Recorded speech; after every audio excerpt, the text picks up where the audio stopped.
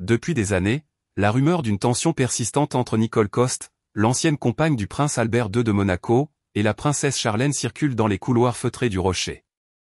Une rivalité née non seulement d'une histoire sentimentale passée, mais aussi d'événements plus douloureux qui auraient nourri chez Nicole un profond ressentiment envers l'épouse du souverain. Beaucoup ont longtemps attribué cette animosité à la jalousie.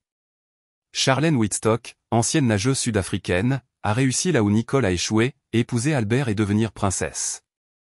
Nicole, qui a partagé 6 années de vie avec le souverain, avait elle aussi rêvé de porter la couronne. Mais cette union semblait impossible, une princesse noire n'aurait pas été acceptée par les traditions encore rigides de la principauté. Malgré la fin de leur idylle, Albert et Nicole restaient liés à jamais par la naissance de leur fils Alexandre, en 2003. Dans un premier temps, le prince n'a pas reconnu officiellement l'enfant, obligeant Nicole à se battre pour obtenir cette reconnaissance. Une situation délicate qui menaçait de virer au scandale public, avant qu'un accord ne soit trouvé, Albert acceptait ses responsabilités et assurait un soutien financier à Nicole et à son fils. L'affaire semblait close. Mais, selon Nicole, le véritable point de rupture avec Charlène survient plus tard. Conformément à leur arrangement, Alexandre passait du temps auprès de son père au palais.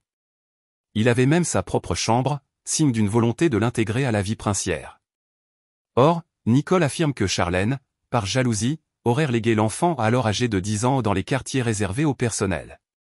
Pour Nicole, cette décision n'était pas seulement humiliante, mais profondément injuste. En tant que mère, elle s'indignait qu'on traite ainsi son fils, rappelant à Charlène qu'Alexandre était bel et bien le fils du prince, et qu'il aurait pu, s'il n'était pas né hors mariage, devenir l'héritier du trône.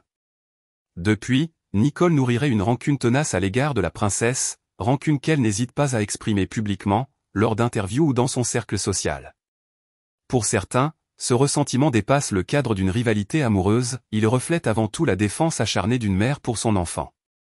Le palais, de son côté, dément catégoriquement. L'entourage de Charlène assure qu'elle a toujours traité Alexandre avec respect et dignité. Reste alors une question en suspens, à qui donner foi dans ce duel silencieux qui alimente les coulisses du Rocher ?